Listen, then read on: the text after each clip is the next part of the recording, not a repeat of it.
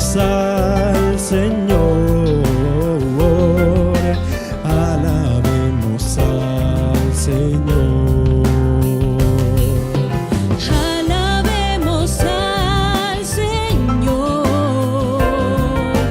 alabemos al Señor, alabemos al Señor, alabemos al Señor.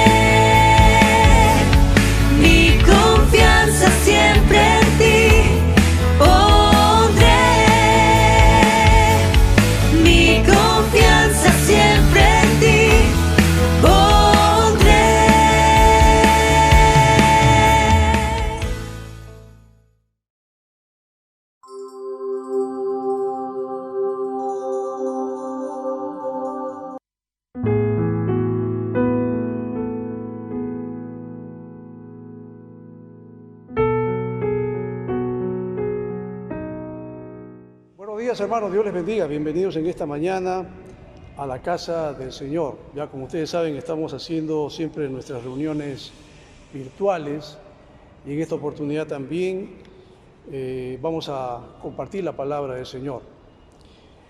Bueno, quisiera leer un pasaje que está en la Biblia, en el Evangelio de Mateo, capítulo 9, versículos 14 al 17. Si usted tiene su Biblia a la mano, le invito a que abra Mateo capítulo 9, versículo 14 al 17, que dice: un día se le acercaron los discípulos de Juan y le preguntaron: ¿cómo es que nosotros y los fariseos ayunamos, pero no así tus discípulos? Y Jesús les contestó: ¿acaso pueden estar de luto los invitados del novio mientras él está con ellos? Llegará el día en que se les quitará el novio, entonces sí ayunarán. Nadie remienda un vestido viejo con un retazo de tela nueva, porque el remiendo fruncirá el vestido y la rotura se hará peor. Ni tampoco se echa vino nuevo en odres viejos, de hacerlo así se reventarán los odres, se derramará el vino y los odres se arruinarán.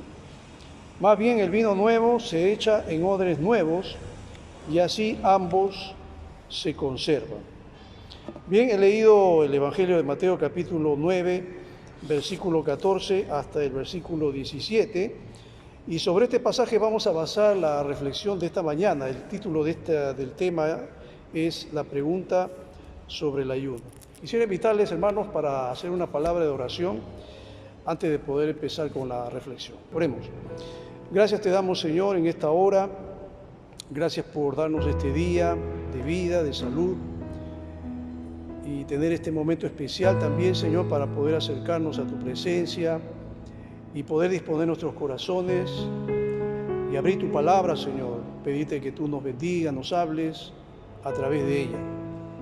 Queremos pedirte, Señor, que nos des la ayuda, la asistencia de tu Espíritu Santo, que es aquel que nos guía a toda verdad, que nos hagas dóciles, sensibles a tu palabra, y que no solamente la podamos recepcionar en nuestra mente, en nuestro corazón, sino que también podamos estar dispuestos a ponerla en práctica en nuestras vidas, dando testimonio así de que Cristo realmente está en nuestras vidas, en nuestros corazones, porque tú nos has llamado a ser luz y sal en este mundo, Padre, y queremos honrarte así. Acompáñanos, Señor, en este tiempo de reflexión, tu palabra, háblanos a través de ella, porque te pedimos esto en el nombre de Jesús. Amén. Entre las disciplinas espirituales tenemos, por ejemplo, el ayuno. Bueno, tenemos también las vigilias, tenemos la oración. El ayuno, que fue usado tanto en el Antiguo como en el Nuevo Testamento por hombres piadosos para buscar a Dios.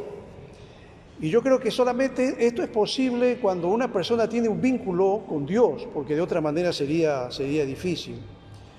Estaba pensando justamente en el pueblo de Israel, en el Antiguo Testamento, cuando el profeta Isaías le dice, o Dios hablando a través de Isaías, en el capítulo 58, verso 4, el Señor le va a decir al pueblo de Israel: ustedes solo ayunan para pelear y reñir y darse puñetazos a mansalva. Si quieren que el cielo atienda sus ruegos, ayunen, pero no como ahora lo hacen. Es la manera como Dios se dirige a su pueblo, pero creo que tiene mucha razón, porque el pueblo de Israel primeramente estaba, en su relación con Dios estaba mal. Se habían alejado de Dios, habían caído en la apostasía, como dice la Biblia, y estaban llevando una vida desordenada. Entonces el ayuno incluso que ellos hacían, pues a Dios no le agradaba. Yo creo que la motivación del ayuno estaba equivocada, porque acá dice, ustedes ayunan solo ¿para qué? Para pelear, ustedes ayunan para reñir, para darse puñetazos a mansalva. Si quieren que el cielo atienda sus ruegos, ayunen, pero no como ahora lo hacen. Entonces es importante, el ayuno de por sí no creo que es muy relevante, pero lo que Dios ve más es el corazón, ¿no? Porque no hay que confundir el ayuno, que si no tiene la motivación correcta, podría constituirse en una huelga de hambre o algo así, ¿no? Y eso no es lo que a Dios le agrada. Creo que la vida nueva, producto del nuevo nacimiento, será efectiva para esta disciplina espiritual. El ayuno, como lo define un diccionario, es el acto de abstenerse total o parcialmente de comer o beber por un periodo de tiempo determinado. Ese es el ayuno. Claro que hay muchas formas de ayunar, ¿no? Hay diferentes motivos por los cuales ayunar. Por ejemplo, la ciencia médica también recomienda el ayuno, pero lo hacen como una técnica curativa para el organismo. Pero nosotros, cuando hablamos del ayuno desde el punto de vista espiritual, lo estamos haciendo para buscar a Dios, para buscar la dirección de Dios en nuestras vidas. Y en el pasaje que hemos leído de Mateo capítulo 9, en el versículo 14, dice que un día se le acercaron los discípulos de Juan y le preguntaron a Jesús: ¿cómo es que nosotros y los fariseos ayunamos, pero no así tus discípulos? La pregunta de Juan era inquietante para él y para los discípulos también. ¿Por qué ustedes no ayunan? Los discípulos de Juan lo hacían, los fariseos también lo hacían, pero tus discípulos no lo hacen. ¿Qué hay en todo esto? ¿Hay algún problema? Porque si nosotros vamos al Antiguo Testamento, revisamos la vida de los hombres de Dios, entonces vamos a ver que estos hombres se dedicaban también a ayunar. Y no está mal hacerlo. Entonces los discípulos de Juan estaban queriendo indagar y saber por qué los discípulos de Jesús no lo hacían.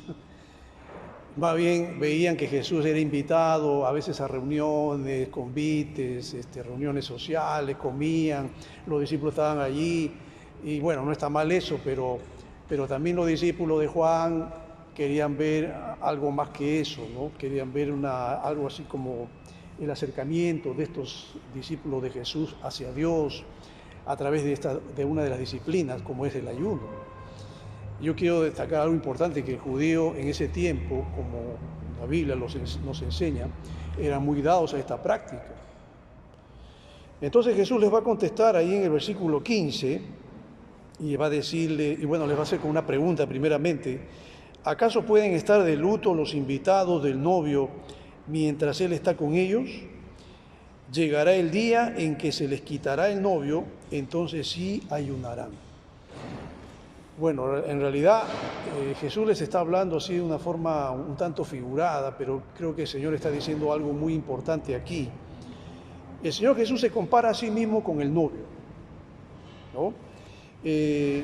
Acá dice los invitados, que en este caso vendrían a ser los creyentes, los discípulos de Jesús en ese momento, que estaban con Él, lo acompañaron a Jesús durante sus 3 años de ministerio, vieron los milagros, vieron los prodigios, escucharon las enseñanzas de Jesús y se quedaron admirados de la doctrina de Jesús. Pero durante ese lapso de tiempo, y la Biblia tampoco lo registra, no vemos que Jesús haya dicho: a ver, vamos a convocar un ayuno de tantos días. La única referencia al ayuno que encontramos en la Biblia, en el Nuevo Testamento, fue cuando Jesús ayunó por 40 días, dice la Biblia, antes de iniciar su ministerio. ¿Se acuerdan ustedes cuando Jesús estaba en el desierto y ayunó, y ahí tuvo la aparición del enemigo, el diablo, que se le apareció justamente para tentarlo?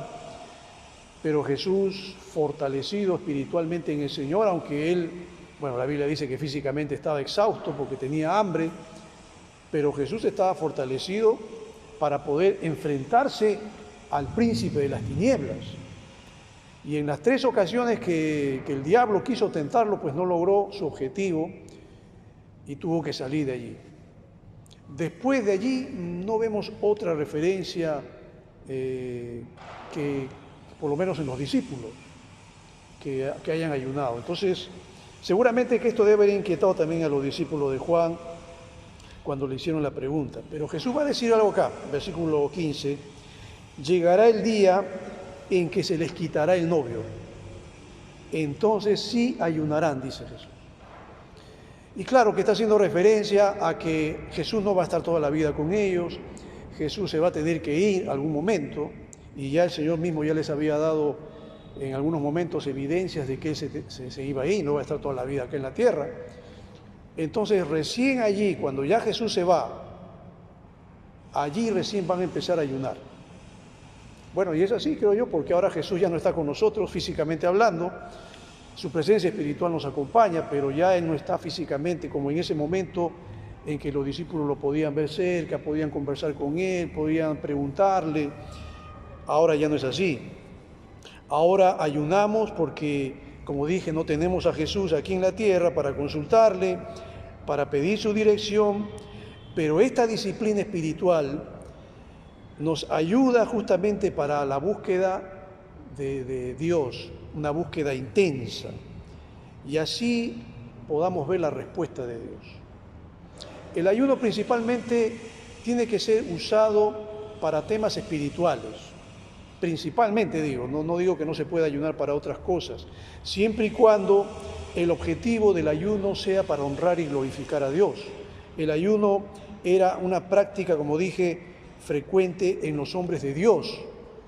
Por ejemplo, Moisés, dice la Biblia, ayunó para recibir las tablas de la ley, las tablas con las cuales se inauguró el pacto mosaico, que nosotros entendemos, la ley que Dios le dio a Moisés en el monte Sinaí, ahí en Deuteronomio 9:9, dice Moisés: cuando subí a la montaña para recibir las tablas de piedra, es decir, las tablas del pacto que el Señor había hecho conmigo, me quedé en la montaña 40 días y 40 noches y no comí pan ni bebí agua, dice Moisés. Algo similar a lo que hizo Jesús para poder iniciar su ministerio. Estamos hablando del nuevo pacto, estamos hablando de la nueva dispensación. Moisés lo hizo, pero para poder recibir las tablas. Yo pienso que estuvo embelesado, estuvo pasmado de ver la presencia de Dios. Creo que cualquiera de nosotros, bueno, no hemos tenido esa experiencia como la tuvo Moisés, pero estuvo tan abstraído de ver a Dios y ver cómo Dios estaba escribiendo en las tablas de piedra, estaba escribiendo los mandamientos, que Moisés pues en ese momento se olvidó del almuerzo, del desayuno, de la cena. Bueno, uno se puede olvidar por un día, pero imagínate 40 días, como dice acá, y 40 noches, pues, y estar encima sostenido. Yo creo que es Dios quien nos sostenía, obviamente. Y creo que en esa intensa búsqueda, porque esto es algo importante, esto es clave en el ayuno, tiene que haber algo en tu corazón que te motive, que te acerque a Dios, que te enamore de Dios, a tal punto que el alimento no sea necesario en ese momento. No es que no es necesario, es necesario, pero estás tan cautivado por buscar a Dios que no te va a hacer ningún problema preocuparte tanto por los alimentos. Moisés así lo demostró. Y creo que Dios vio en este hombre la persona, el medio, podríamos decir, el instrumento importante para poder llevar a la nación de Israel, conducirla por ese desierto donde no había absolutamente nada, para que haya una total dependencia de Dios en fe, en un escenario donde Moisés estaba preocupado. Estamos hablando más o menos de más de 2 millones de personas en el desierto y no había que comer. No habían tiendas, no habían almacén, no había nada de eso. Habían salido escapándose de Egipto y estaban con miedo porque los egipcios estaban detrás de ellos. Y depender de Dios en un escenario así, pues tiene que haber fe, obviamente, y Moisés era un hombre que estaba muy preocupado, pero dependiendo de Dios. Como creo que en una situación particular donde tú y yo podríamos encontrarnos también, donde podemos tener problemas, luchas, conflictos, donde parece que la situación no tiene solución, pero necesitamos salir de esto, estamos en un embrollo, estamos en un laberinto, ¿qué hacemos?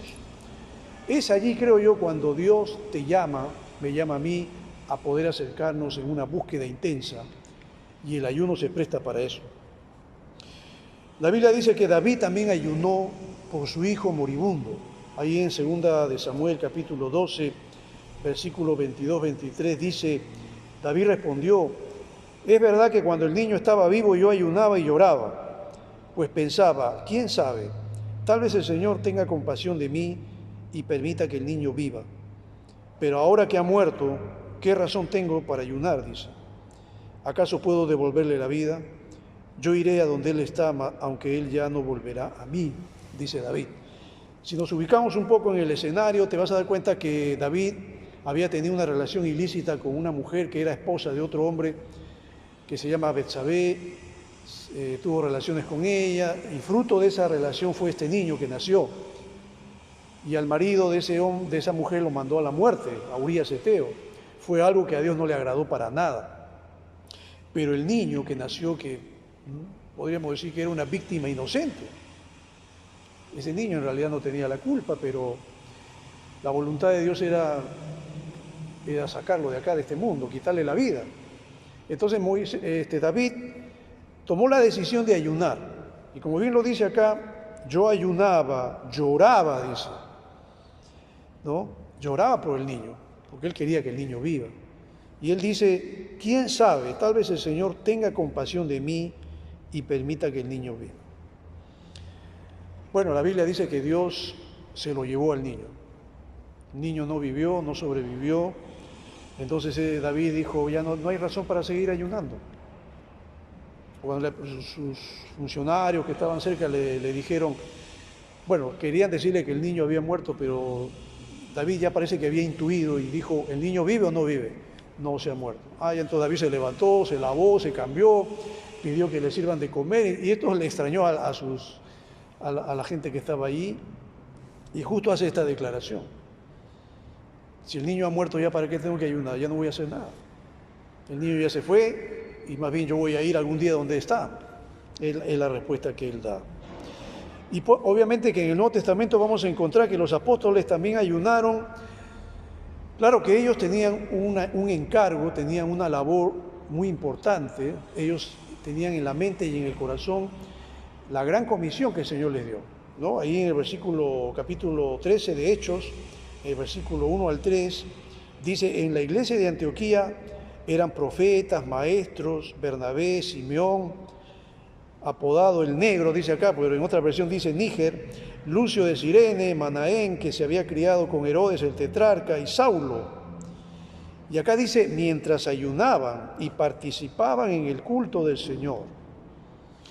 Ellos estaban buscando a Dios, querían entender un poco más la labor de Dios en medio de ellos y saber qué es lo que el Espíritu Santo les preparaba para lo que tendrían que hacer más adelante.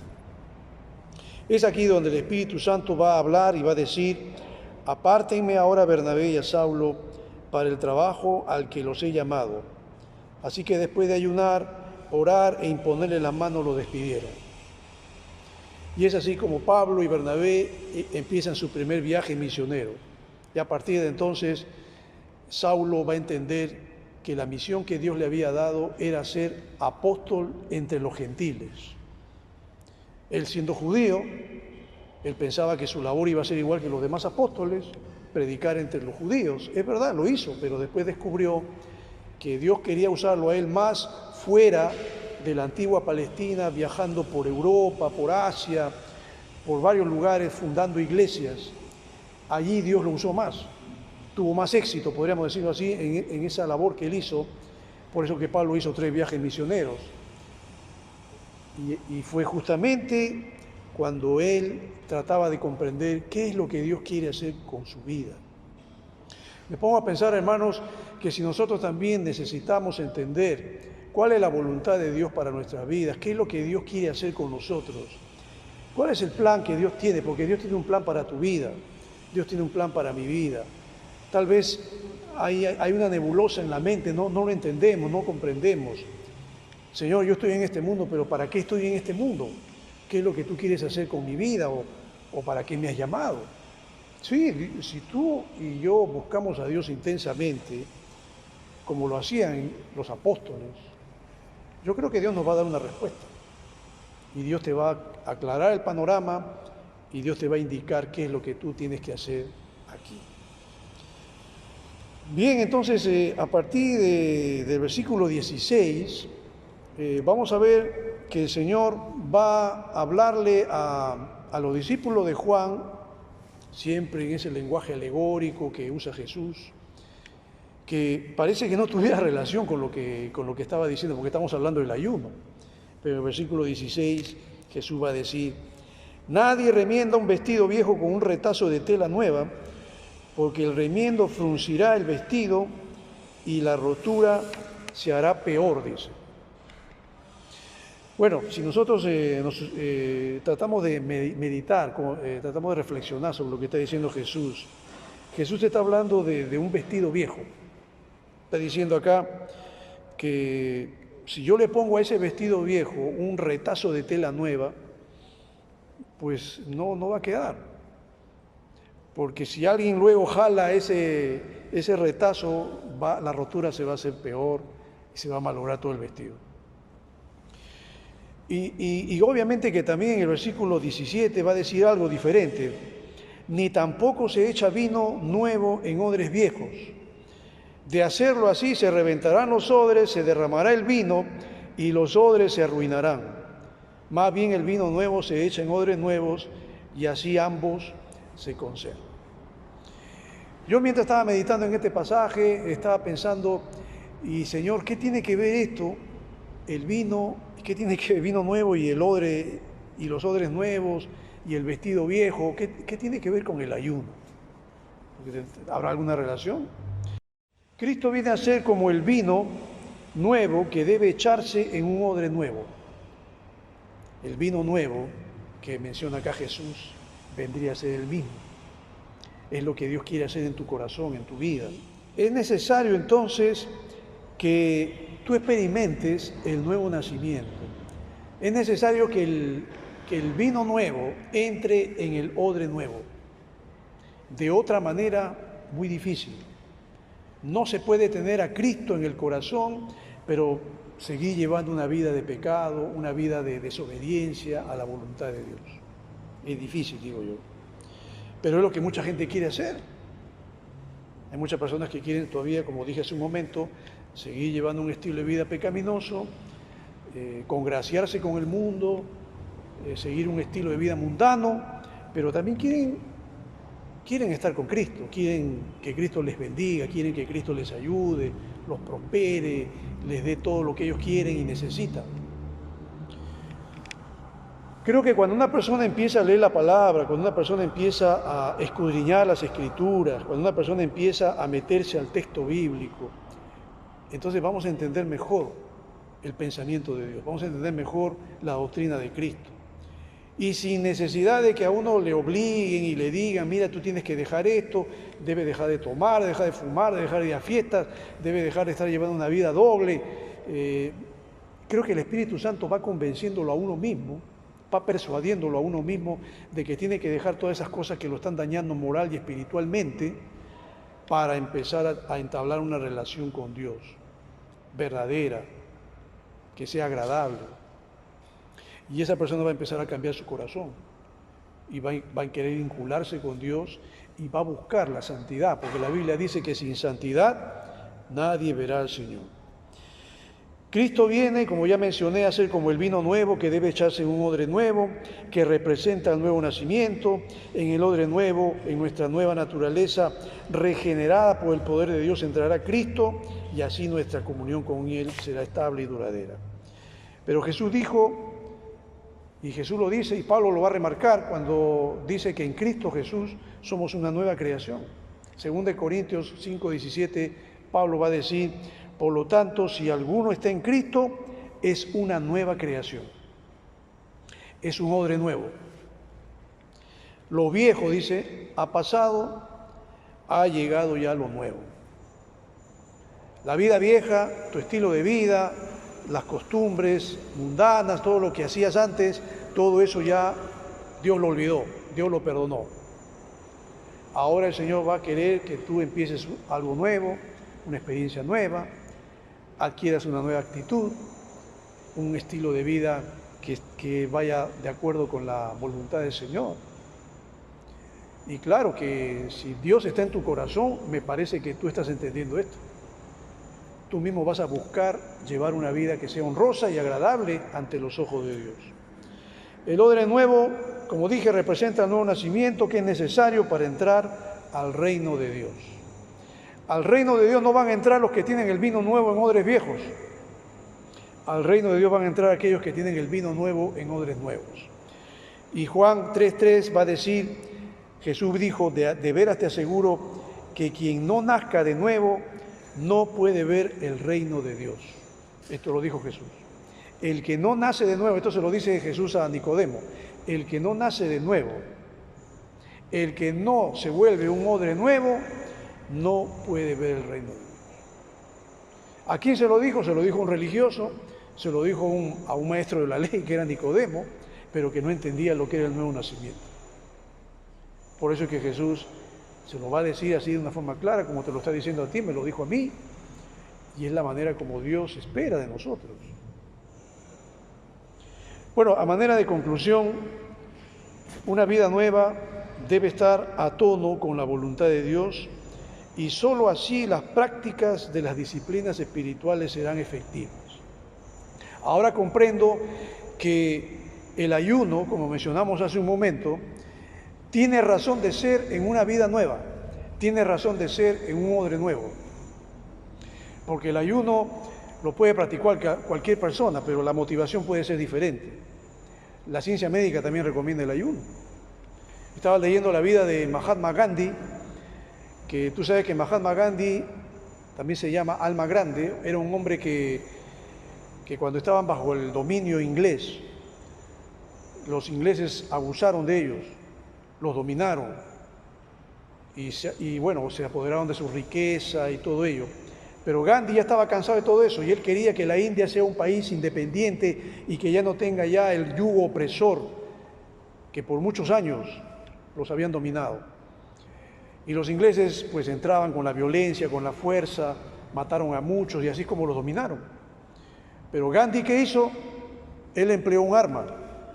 Él dijo, no vamos a usar la violencia, no vamos a usar las estrategias que usan ellos. Vamos a usar un arma. ¿Saben cuál es? El ayuno. Vamos a ayunar. No vamos a usar la violencia. Y Gandhi era un hombre que le gustaba ayunar. Bueno, la historia dice que cuando los ingleses entraban y arremetían contra ellos, el pueblo no respondía. Se quedaban callados. Me hace parecer un poco a la relación de los cristianos cuando los romanos venían y los atropellaban y los agarraban y los llevaban a morir. Los cristianos iban también así, sin defenderse. Esto hizo que la opinión internacional, en otros países empiecen a darse cuenta que los ingleses eran abusivos. Y muchos países se unieron a la India e hicieron presión contra los ingleses para que finalmente la India pueda independizarse y ya no fueran los ingleses quienes los dominen. Y deben agradecerle mucho a este hombre, que hacía una práctica que en la Biblia nos recomienda. Obviamente que él no era cristiano, pero podemos decir que muchas de sus actitudes y la manera como él se desenvolvía, pues parece que lo fuera. Y creo yo que nosotros que tenemos a Cristo en nuestro corazón, y pienso que también Dios nos invita a ayunar, claro que uno no tiene que estar viviendo el ayuno todos los días, pero hay momentos en que Dios te va a guiar para hacerlo, para tu propio bien espiritual, o también para que tú indagues en tu propia vida, por ejemplo, como el caso de Israel, como lo menciona en 1 Samuel 7:6, cuando dice que los israelitas se reunieron en Mizpa, sacaron agua y la derramaron ante el Señor, porque los enemigos venían para aplastarlos. También ayunaron durante el día, dice aquí, y públicamente confesaron. Miren ustedes, en el ayuno que ellos hicieron hubo una confesión. Acá dice, hemos pecado contra el Señor. ¿Qué pasó? Que el mismo Espíritu de Dios los redarguyó a ellos para que se den cuenta que estaban llevando una vida totalmente desagradable ante Dios. Confesaron sus pecados, dice aquí, y fue en Mizpa donde Samuel comenzó a gobernar a los israelitas. Y acá dice el capítulo 7 de 1 Samuel 10, dice que mientras Samuel ofrecía el sacrificio, los filisteos avanzaron para atacar a Israel, pero aquel día el Señor lanzó grandes truenos contra los filisteos y esto creó confusión entre ellos, cayeron derrotados ante los israelitas. ¿Qué pasó? la confesión, en la práctica de esta disciplina del ayuno, se dieron cuenta que estaban mal, pero confesaron sus pecados, se arrepintieron, pidieron perdón. Dios hizo que más adelante esta aparente derrota se convirtiera en una gran victoria para la nación de Israel. Y yo creo también, hermanos, lo mismo, que si nosotros los creyentes entendemos que nuestra vida tiene que estar en las manos de Dios y que si hay algo que anda mal, hay algo que no está bien, hay algo que está chueco en nosotros, que tenemos que enmendar, pero no sabemos qué es. A veces quizás Dios te puede estar llamando a la práctica de esta disciplina para que tú entiendas cuál puede ser el problema espiritual que tú puedes estar teniendo, que yo puedo estar teniendo, que no lo capto inmediatamente, pero que cuando yo lo logro entender, entonces eso me va a llevar a una confesión, a un arrepentimiento y entablar nuevamente mi relación con Dios, para que empiece a experimentar la bendición, la victoria que Dios te quiere dar a ti en el desarrollo de tu vida espiritual. Espero que así sea, que Dios te ayude, que Dios te bendiga, que tú puedas entender la voluntad de Dios para tu vida y que Dios se glorifique a través de ti, como a través de la iglesia, que está llamada a ser columna y baluarte de la verdad. Vamos a orar. Te damos gracias, Señor, en esta hora, gracias por este tiempo, gracias por habernos permitido reflexionar en tu palabra, Señor. Y es verdad, Padre, tú conoces nuestro corazón, tú sabes lo que hay dentro de nosotros, tú sabes cuáles son las motivaciones que tenemos. Podemos estar equivocados en muchas cosas, Señor. Necesitamos buscar tu rostro, necesitamos tener un desierto, necesitamos tener un tiempo en el cual podamos meditar, reflexionar en nuestras propias vidas. Y si hay cosas que están mal, pues tenemos que tener la humildad suficiente para confesar nuestros pecados, si es que deseamos ver tu mano poderosa obrando en favor nuestro. Ayúdanos, Señor.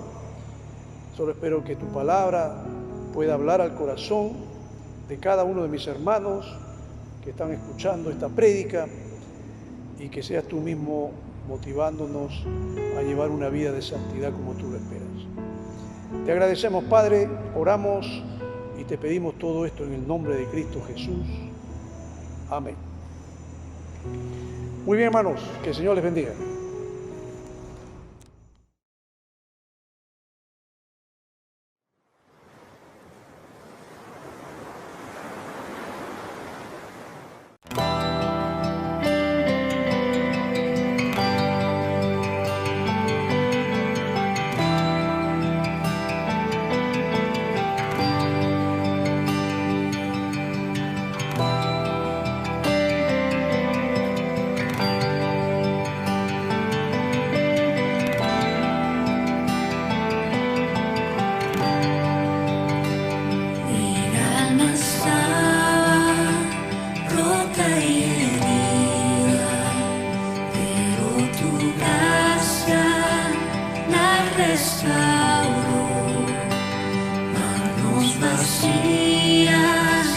Que tú llenaste, soy libre en ti, soy libre en ti. Sublime gracia del Señor, que aún